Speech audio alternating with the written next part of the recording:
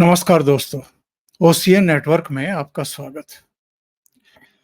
एक तो राहुल गांधी के जो भी सलाहकार हैं, उनके लिए जो भी कंटेंट तैयार करते हैं, पॉइंट्स तैयार करते हैं कि आपको कहाँ क्या बोलना चाहिए, मेरे विचार से उनको अपने भीतर भी थोड़ा-सा करेक्शन करने की ज़रूरत है। और जो भी राहुल गांधी के इर्द-गिर्द के लोग हैं, अगर उनमें थोड़ी बहुत हिम्मत बची है, राहुल गांधी को सलाह देने की। हालाँकि ये ऐसा परिवार है और खुद राहुल गांधी इतने एरोगेंट दिखाई देते हैं कि ये किसी की भी सुनते होंगे या किसी की सलाह लेते होंगे, मुझे लगता नहीं है। एक दौर था कांग्रेस में जब बहुत सीनियर नेता हुआ करते थे, अलग-अलग क्षेत्रों के बारे में उनकी बहुत डीप नॉलेज हुआ करती थी। क्योंकि एक तो आयु, एक उनका अनुभव, एक उनका अध्ययन, ये सब चीज़ें मिलाकर के पार्टी को चलाने और सरकार को भी चलाने में बड़े सहायक हुआ करते थे। हमने वो दौर भी देखा है कांग्रेस पार्टी का, जब प्रणब मुखर्जी संगठन में भी काम करते थे, सोनिया गांधी के सलाहकारों में से भी थे। ये उस दौर की बात है जब वो अर्जुन सिंह से भी सलाह लेती थी, नटवर सिंह से भी बुला कर के बातचीत करती थी, उनकी सलाह लेती थी। प्रणब मुखर्जी अगर कोई ड्राफ्ट तैयार किया जा रहा है तो उसको तैयार करने में बड़ी अहम भूमिका निभाते थे। ऐसे कई लोग थे, बड़े कद्दावर नेता थे, बड़े समझदार लोग थे और वो एक-एक पॉइंट पर घंटों-घंटों माथापच्ची करते थे कि अगर पार्टी ये स्टैंड लेगी तो इसके क्या नतीजे हो सकते हैं, इसके क्या संदेश जा सकते हैं पब्लिक में। और बड़ी माथापच्ची के बाद फाइनली सोनिया गांधी को बताया जाता था कि आपको क्या स्टेप उठाना चाहिए।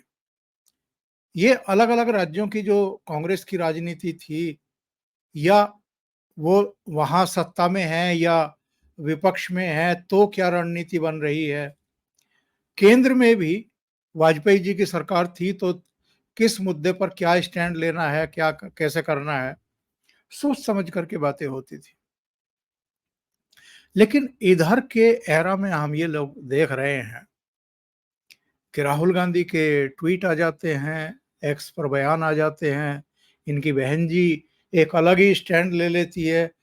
भारत सरकार का जो इज़राइल को लेकर के रुख है या फ़िलिस्तीन को लेकर के जो रुख है, भारत तो फ़िलिस्तीनियों को भी मदद दे रहे हैं और इज़राइल के साथ तो हमारे अलग ही तरह के रिश्ते हैं।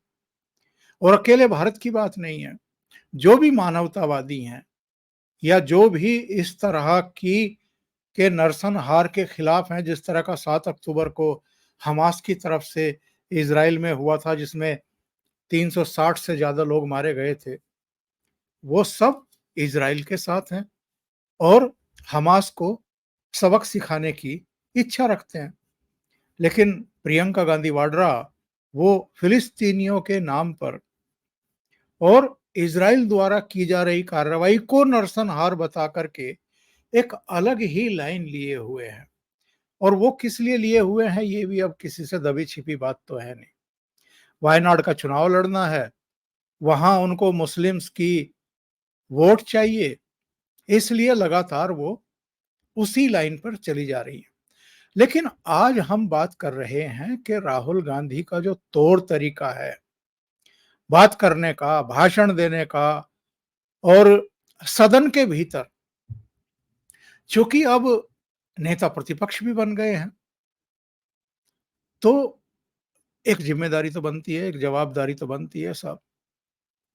लेकिन आप नेता प्रतिपक्ष होकर के भी अपने आचरण में रत्ती भर सुधार ना करें और जो आपका पुराना ट्रैक रिकॉर्ड है, उसके भी 4 कदम आगे जाकर के अतिरेक पूर्ण तरीके से बातें करें, ड्रामेटिक अंदाज में तथ्यों को रखें, उसमें झूठ को भी शामिल कर लें।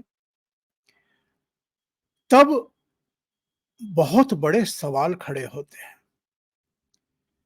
क्या ये कोई अच्छी परंपरा है या अच्छी बात है कि चेयर को, स्पीकर को बार-बार नेता प्रतिपक्ष को टोकना पड़े और याद दिलाना पड़े कि भई आप नेता प्रतिपक्ष हैं, आपकी कुछ ज़्यादा ज़िम्मेदारियाँ होती हैं। आप सदन की भी गरिमा का ख़्याल रखें, सत्ता पक्ष का भी, उन्होंने कहा नहीं पर प्रधानमंत्री पद का भी, और संयत तरीके से तथ्यों के आधार पर गरिमापूर्ण तरीके से अगर बिहेव करते हुए अपनी बात को रखेंगे, तो शायद उसका प्रभाव ज़्यादा होगा। लेकिन ऐसा लगता है कि एक तो कई बार होता है ना कि आपके आसपास एक ऐसी कोटरी बन जाती है चापलूसों की, कि जो बेवजह भी, मतलब आपने कोई भी बात कह दी, तो वो बेवजह भी चापलूसी में आपका विश्वास अर्जित करने के लिए तालियां बजाना शुरू कर देते हैं। और ये जो कोटरी होती है, कई बार ये आपको पार भी लगा देती है और कई बार आपको डुबो भी देती है। तो ऐसा लगता है कि एक तो राहुल गांधी को सलाह देने वाले, इनके कंटेंट तैयार करने वाले, क्योंकि मैं श्योर हूं इस बात को लेकर के कि बजट पर आप भाषण देने के लिए आ तो गए, कॉलर खड़े तो आपने कर लिए, और उसी अंदाज में आपने जो आपका एक आपने अपनी ब्रांडिंग कर ली है कि मुझे तो ही मैन के रूप में गुस्से के साथ जो है सारी बातों को रखना है, आपने वो सब ओढ़ तो लिया है। लेकिन उसके लिए भी आपको जिस विषय पर आप बोल रहे हैं, उस विषय के बारे में गहन अध्ययन तो करना पड़ता है, जानकारी तो लेनी पड़ती है, चीज़ों को पढ़ना तो पड़ता है, उसकी तैयारी तो करनी पड़ती है। चलो आपके पास रिसर्च टीम होगी, पर मुझे इनके भाषण से लगता नहीं है कि कोई रिसर्च जैसी चीज़ की इनको ज़रूरत है, या कोई इतनी गहराई वाले तथ्य ये सदन और देश के सामने रखते हैं कि साहब सरकार भी चकरा जाए और प्रधानमंत्री भी सोचने को मजबूर हो जाएं कि साहब वाह! नेता प्रतिपक्ष राहुल गांधी ने क्या खोज करके जो है तथ्य रखे हैं हमारे सामने, और हमारी सरकार भी अब तो निरुत्तर हो गई है इनके सामने। ऐसा तो कुछ है नहीं, बल्कि इतना हल्कापन है बयानों में कि स्पीकर को बताना पड़ता है कि आप सदन में खड़े हैं, सदन में आप असत्य नहीं बोल सकते, यानी झूठ नहीं बोल सकते, और तब मानते हैं कि हाँ, ये तो मेरे स्तर पर गलती हुई। 2 मामले थे आज, जिन पर राहुल गांधी ने माना कि हाँ, ये मेरी गलती हुई है। एक वो कह रहे थे कि साहब मोदी सरकार किसानों की नहीं सुनती है, 3 काले कानून ले आए और उसके बाद जो है एमएसपी की गारंटी नहीं दी, किसानों के प्रतिनिधिमंडल मुझसे मिलने के लिए पार्लियामेंट में आ रहे थे, उनको आने नहीं दिया गया। तो इस पर स्पीकर ने उनसे कहा कि राहुल जी, सदन में खड़े होकर के असत्य नहीं चलता है, यानी आप झूठ नहीं बोल सकते हैं सदन में खड़े होकर के देश के सामने। तो इसके बाद श्रीमान जी बैठ गए। फिर बोले कि कुछ कम्युनिकेशन गैप होगा, बाद में जब मैं बाहर गया उनसे बात करने के लिए तो उनको अंदर आने दिया गया। यानी संसद परिसर में ही इन्होंने उनसे मुलाकात भी की, बातचीत की, उनका ज्ञापन भी लिया, और अब तक झूठ फैलाते रहे जब तक के स्पीकर ने करेक्ट ना कर दिया कि साहब मुझे उनको आने की अंदर अनुमति ही नहीं दी गई। और जब मीडिया ने इनसे पूछा था तो उन्होंने कहा कि प्रधानमंत्री से पूछिए कि उन्होंने क्यों नहीं अंदर आने दिया। वस्तु स्थिति ये है, संसद के भीतर किसको आने देना है, किसको नहीं आने देना है, इससे प्रधानमंत्री का या होम मिनिस्ट्री का कुछ लेना देना नहीं है। वहाँ सचिवालय है, सचिवालय में सिक्योरिटी है, अधिकारी हैं और स्पीकर और सभापति हैं। वो तय करते हैं किसको पास देना है, किसको नहीं देना है। बल्कि सभापति और स्पीकर भी तय नहीं करते, उनके नीचे जो महासचिव हैं और जो दूसरा स्टाफ है सचिवालय का, वो ही तय कर देता है कि जो आवेदन आए हैं या जिन्होंने उनको बुलाया है, अब वो क्यों बुलाया था, वो तो एक पूरा ड्रामा है साहब।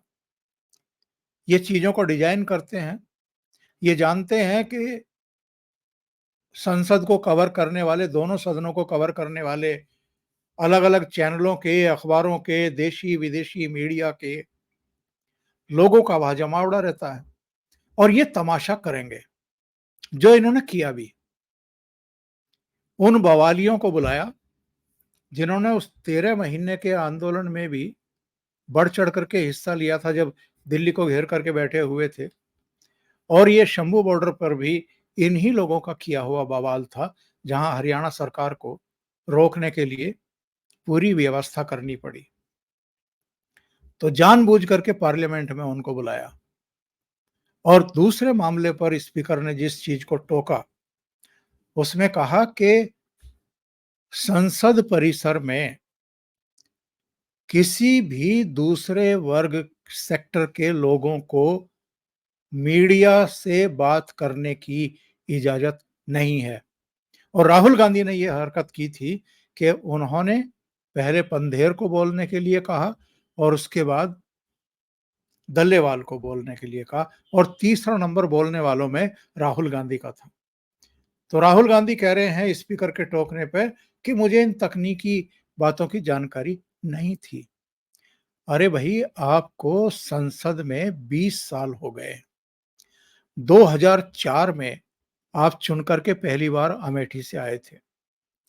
अब 2024 में 5वीं बार मेंबर ऑफ पार्लियामेंट है, आज तक आपको रूल ही पता नहीं है।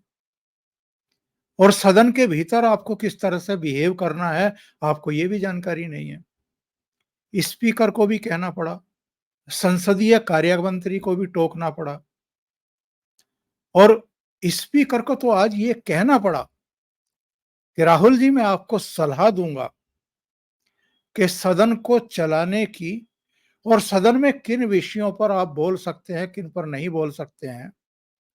और चेयर ने जो फैसले लिए हैं, यानी स्पीकर या सभापति ने जो फैसले लिए हैं, उनको आप चैलेंज कर ही नहीं सकते हैं।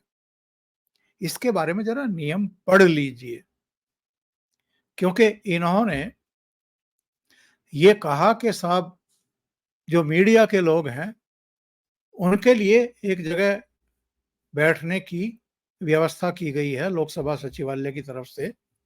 वो सब एसी वहां लगे हुए हैं, चेयर्स लगी हुई हैं, टीवी लगा हुआ है, तमाम चीजें हैं। जो सदन को कवर करते हैं वो अलग होते हैं।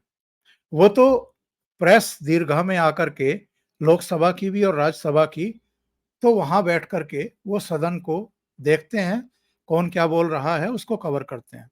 एक और टीम आजकल, जिसको मैं टिड्डी दल कहता हूं, अलग अलग चैनलों के कैमरा पर्सन और एक दूसरी टीम संवाददाताओं की, वो लोकसभा और राज्यसभा प्रेस गैलरी से बाहर नीचे होते हैं, जिनको बाइट चाहिए होती है अलग अलग दलों के नेताओं की।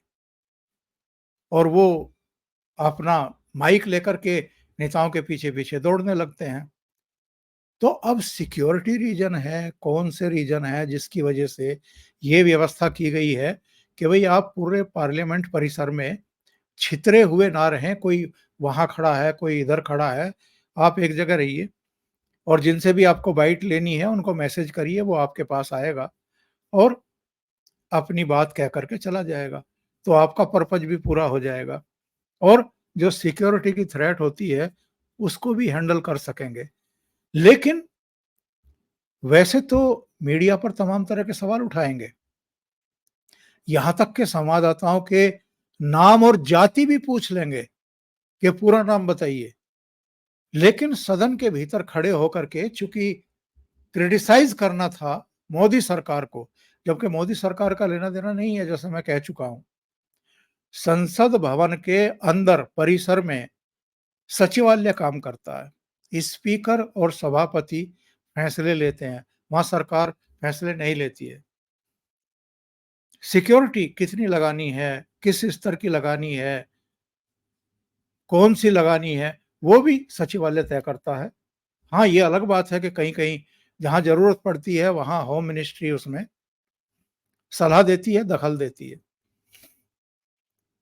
दिल्ली पुलिस है, अर्धसैनिक बल हैं, दूसरे तमाम सुरक्षाकर्मी, वो सब होता है। लेकिन मीडिया वालों की वाहवाही लेने के लिए या मोदी सरकार को बदनाम करने के लिए कि साहब वो बेचारे प्रेस वालों को एक बाड़े में बंद कर दिया है अध्यक्ष जी, उनको तो वहां से आप आजाद कर दीजिए। इस पर भी स्पीकर को इन्हें टोकना पड़ा और आज बार-बार स्पीकर भी असहज थे क्योंकि ये केवल प्रधानमंत्री नरेंद्र मोदी पर अटैक नहीं करते हैं। ये वहां खड़े होकर के किसी के लिए भी अपमानजनक शब्दों का और व्यंग्यपूर्ण शब्दों को अपने भाषण में लाने के चक्कर में जिस तरह की लैंग्वेज का इस्तेमाल करते हैं, उससे कोई भी अपने आप को अपमानित महसूस करेगा। जैसे संसदीय कार्य मंत्री किरण रिजिजू, वो कोई स्पष्टीकरण के लिए खड़े हुए तो उनके बारे में उल्टा-सीधा कह दिया। स्पीकर को तो आज कई बार इन्होंने असहज किया।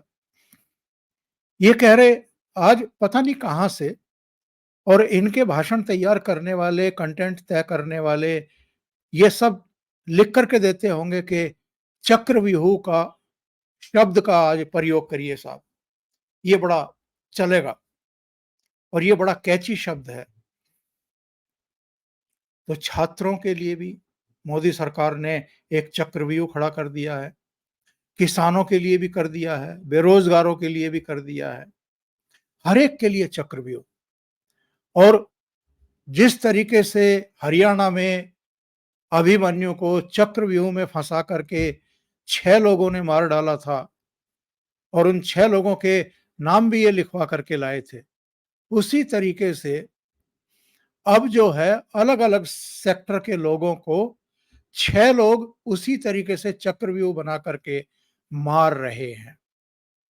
और उन 6 लोगों में जब इन्होंने नाम गिनने शुरू किए, तो कहा कि नरेंद्र मोदी यानी प्रधानमंत्री बोल रहे हैं बजट पर, नाम ले रहे हैं प्रधानमंत्री का, गृह मंत्री का। तीसरे नंबर पर नाम ले रहे हैं मोहन भागवत का, जिनका सरकार से कोई लेना-देना नहीं, नीति निर्धारण से कोई लेना-देना नहीं है। लेकिन चूंकि आरएसएस का या संघ प्रमुख का नाम लेने से एक बड़ा वर्ग है जो इनका वोट बैंक है, जो इनकी बहन जी को भी जिताएगा वायनाड से, उनको खुश करते हैं। तो मोहन भागवत का नाम ले दिया। इस पर स्पीकर ने टोका। इसके बाद अजीत डोवल का नाम ले दिया। फिर अडानी अंबानी का नाम लेने लगे कि ये 6 लोग हैं जो देश को चला रहे हैं और चक्रव्यूह रच रहे हैं। तो स्पीकर को कहना पड़ा कि भई सदन के स्पष्ट नियम हैं और आपके जो उपनेता हैं वो खुद मुझे लिख करके दे करके गए थे कि जो दोनों सदनों के सदस्य नहीं हैं, उनका उल्लेख नहीं किया जाएगा सदन में। आप क्यों कर रहे हैं? ना मोहन भागवत सदन के सदस्य, ना अजीत डोवल, ना अडानी, ना अंबानी, लेकिन आदत से लाचार और इनको इस तरह की चीजें करके, बोल करके अपना एक ये दावा करना है कि जैसे इनके सरकार के कार्यकाल में तो अडानी अंबानी थे ही नहीं या यहाँ दिल्ली में कनॉट प्लेस में गोलगप्पे बेच रहे थे। यानी 2014 से पहले तो इनकी कोई हैसियत ही नहीं थी। अब ये पता नहीं मतलब किसकी आंखों में धूल झोंकना चाहते हैं आप? क्यों आप इस तरह के झूठ बोलते हैं? इनका जो भी 40-42 मिनट का भाषण था, उसमें बजट पर तो ये कुछ खास बोले नहीं और वित्त मंत्री निर्मला सीतारमण भी बार-बार अपना माथा पकड़ रही थी। हँस ही रही थी इनके ऊपर बैठी हुई। अब पता नहीं क्या-क्या बातें कह रहे थे। कह रहे थे कि जी वो ये जो वित्त मंत्रालय में बजट बनता है, हमने पता निकाल लिया है, 20 अधिकारियों ने बजट तैयार किया। और ये जो हलवा बँटता है, तो हलवा भी कुछ अधिकारियों में बँट गया और जो दलित हैं, जो आदिवासी हैं, जो पिछड़े हैं, वो तो वहाँ थे ही नहीं। एक फ़ोटो निकाल लाए कहीं से कि देखिए साहब ये हलवा सेरेमनी है और इसमें एक भी आदिवासी, एक भी पिछड़ा, एक भी दलित दिखाई नहीं दे रहा है। क्या करिएगा आप? मतलब ये ऐसी-ऐसी बातें करते हैं वहाँ खड़े होकर के, यकीन नहीं होता है कि ये नेता प्रतिपक्ष बोल रहे हैं। हलवा सेरेमनी की तस्वीर दिखा रहे हैं और एक और शब्द का प्रयोग किया, प्रधानमंत्री जो अपने छाती पर लगा कर के चलते हैं, वो भी चक्रव्यूह है। मतलब जो कमल का फूल कभी-कभी प्रचार के समय, जनसभाओं को संबोधित करते समय प्रधानमंत्री लगा लेते हैं, पार्टी के नेता भी तो हैं, प्रधानमंत्री के साथ-साथ, तो उसको भी चक्रव्यूह बता रहे हैं कि साहब वो भी चक्रव्यूह है। फिर कह रहे हैं कि साहब जो टैक्स टेररिज्म ये गवर्नमेंट कर रही है और जो मिडिल क्लास प्रधानमंत्री के कहने पर थालियां बजा रहा था, मोबाइल फोन की लाइटें जला रहा था, उसकी पीठ में भी छुरा भोंक दिया और उसके छाती में भी छुरा भोंक दिया प्रधानमंत्री नरेंद्र मोदी ने। और फिर कहते हैं कि अब ये जो मिडिल क्लास है, ये अब हमारी तरफ आएगा। फिर बोले कि एमएसपी की कानूनी गारंटी देने में क्या दिक्कत है, ये तो छोटी-सी बात है। अब कोई इनसे ये पूछे कि अगर इतनी ही छोटी-सी बात थी, तो 2014 तक तो मनमोहन सिंह ही प्रधानमंत्री थे, क्यों नहीं पूरी कर दी? क्यों नहीं कानूनी गारंटी दे दी थी खरीद के लिए किसानों को?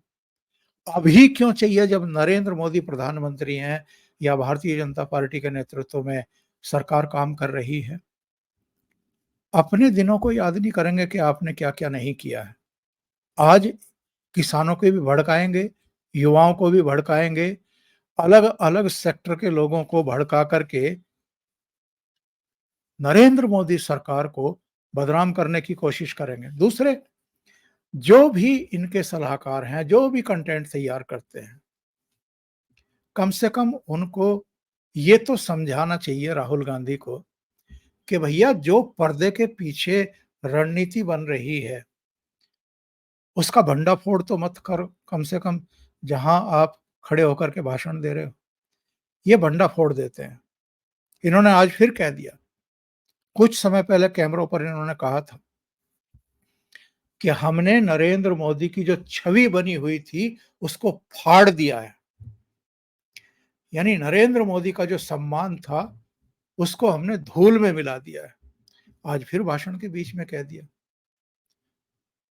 मतलब आप अगर जनसभाओं में, प्रेस कॉन्फ्रेंस में, सदन के भीतर, सदन के बाहर खड़े होकर के इस देश के तीसरी बार चुने हुए प्रधानमंत्री के बारे में अपशब्दों का प्रयोग करेंगे, तो आप ये गलतफ़हमी पाल रहे हैं कि आपने नरेंद्र मोदी की छवि को फाड़ दिया, मिट्टी में मिला दिया, या आप अपनी छवि को फाड़ रहे हैं और मिट्टी में मिला रहे हैं।